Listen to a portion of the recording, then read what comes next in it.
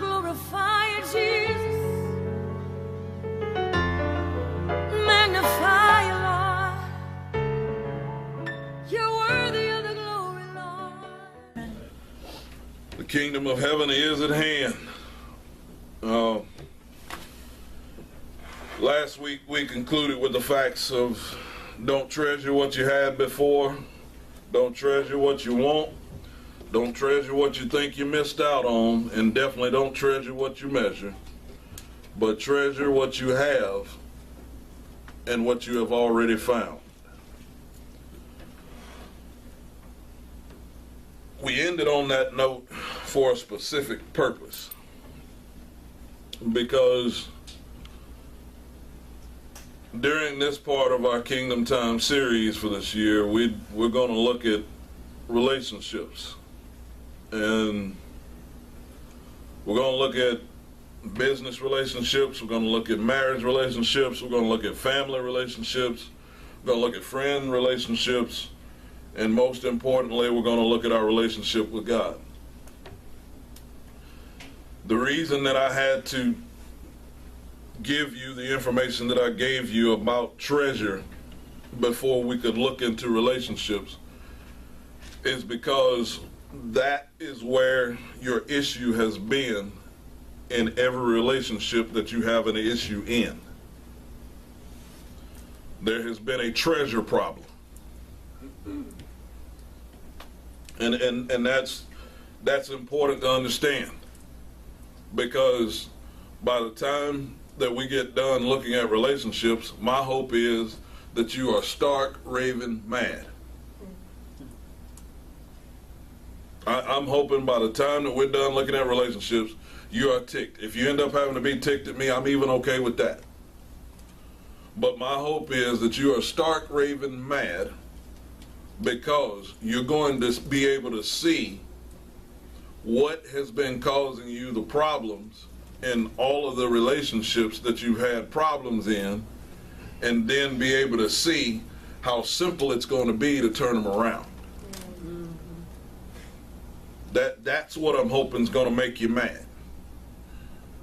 Because truth of the matter is, the potential for you to change every relationship that you have struggled with, and every relationship that has not had God's full outcome in it, you've already had that in you on what it takes to change it. Yeah, even that relationship. That one that you're thinking, there ain't no way that should have turned around by now. I've done everything I know to do. Almost everything you know to do. See, that's what I'm going to begin to work on as I show you these things, because that's why I'm letting you know beforehand that we're looking at business relationships, marriage relationships, family relationships, friend relationships, and your relationship with God. Because truth of the matter is, the reason that relationship, the one that went through your head that you think I've done everything that I know to do, the truth of the matter is, you have not yet gotten into the right level of maturity in God in order for that to turn around. And it's frustrating you because you've gotten immaturity in other places. And you've seen those things turn around.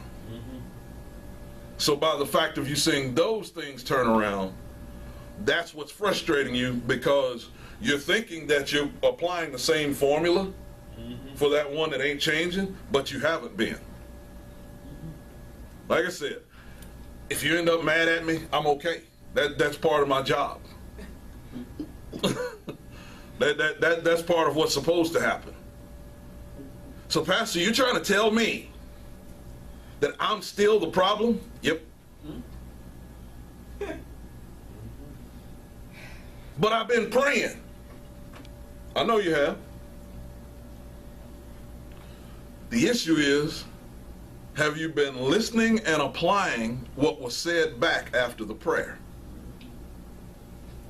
You say, well, I ain't heard nothing.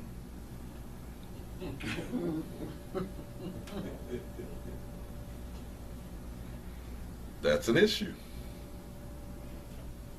Guess who that's still with? Still with you. That problem still lies within you, not them. Because what he's after is he's saying, I need for you to understand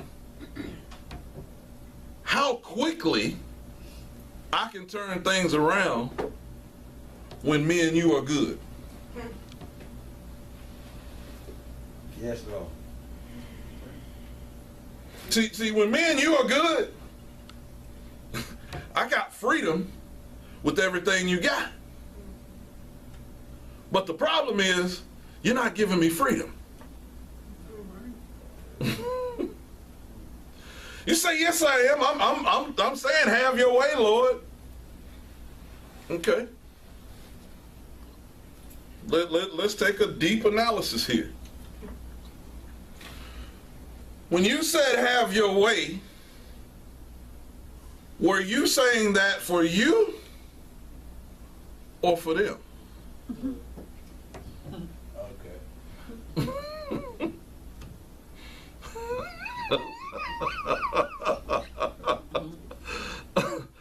Lord, I'll back off and let you do whatever you want to do to them.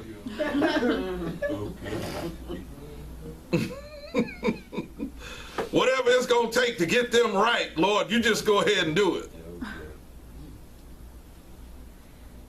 And he says, yeah, in order for them to get right, me and you going to have to get right.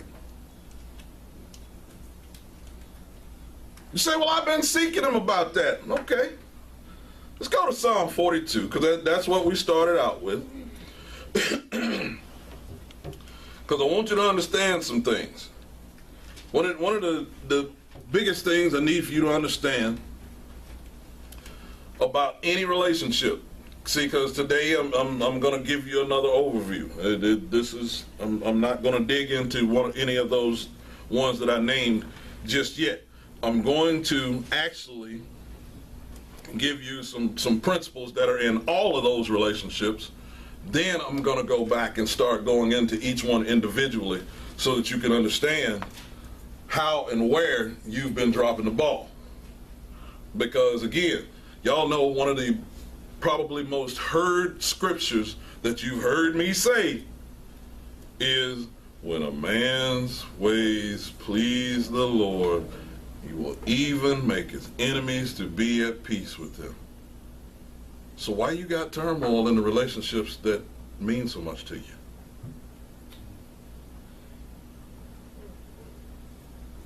Do you see my point now? He's saying there's something that I need for you to get straight between me and you that still ain't straight yet. That's why I can't calm them down yet. Because if I calm them down while me and you still ain't straight,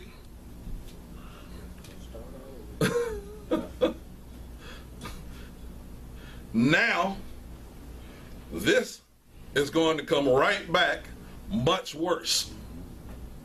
Whatever that turmoil is, if he stops it and turns it around while you and him still ain't straight, you're going to stay just like you are. So if you stay just like you are, but he turns that around, and then you inject yourself into that,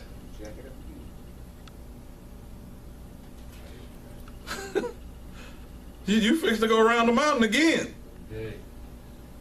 with a whole lot rougher terrain. Here's why, and here's why I can say this. In Psalm 42,